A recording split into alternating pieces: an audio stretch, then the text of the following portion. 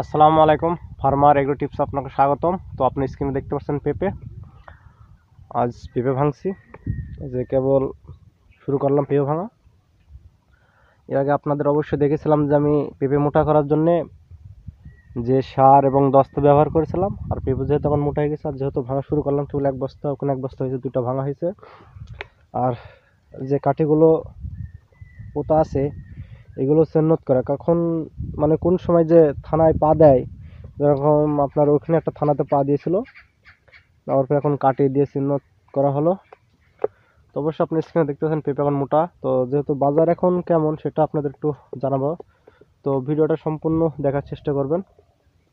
আর পেঁপে টুকটাক ভালোই মোটা হয়ে গেছে, যে পেঁপের সাইজ দেখেন কি পরিমাণ পেঁপের সাইজ। এটা হচ্ছে আপনার দেশি পেঁপে, এগুলো হচ্ছে হাইব্রিড না।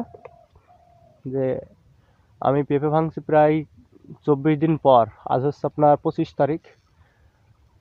24 দিন পর পেঁপে ভাঙছি। এই যে পেঁপে কি পরিমাণে পেঁপে ধরেছে দেখেন, এগুলো হচ্ছে দেশীয় পেঁপে।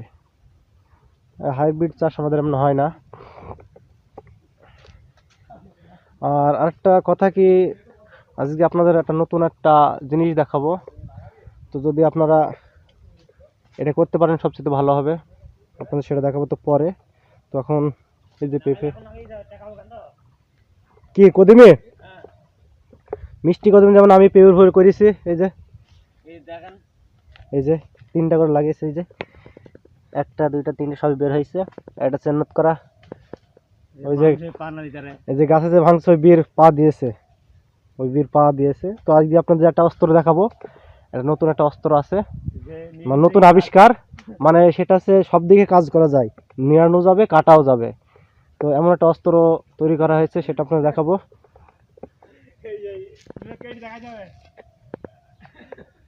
এই যে এটা হচ্ছে নিড়িন, আর একদিকে হচ্ছে হেসো। হ্যাঁ, তো বিশ্বাস না হলে আপনাদের দেখাই, মানে প্র্যাকটিস, আপনার সব কিছু দেখাবো। হ্যাঁ, নিড়ান এবং কাটা দুইটাই দেখাবো।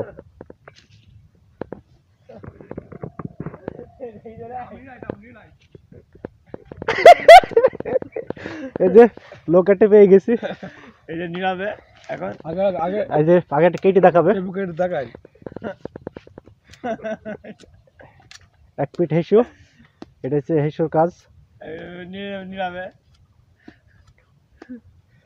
সব বলতে তো ভিডিও করছি। এবারে নিরাবে, হ্যাঁ, এবার নিড়াও।